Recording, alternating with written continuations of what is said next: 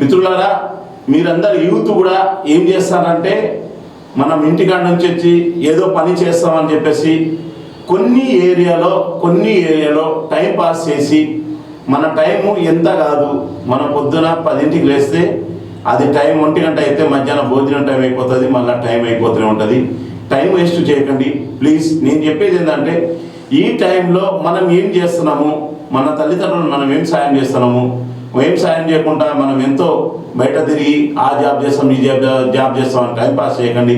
మీకు తోచింది బిజినెస్ పెట్టుకోండి, మీ తల్లిదండ్రులని మీరు సహకరించండి, వాళ్ళతో మంచిగా ఉండండి, వాళ్ళతో మంచిగా ఉండి మీరు కూడా బాగుపడండి. మనకెవరు సపోర్ట్ చేయరు, ఏ పార్టీ సపోర్ట్ చేయరు.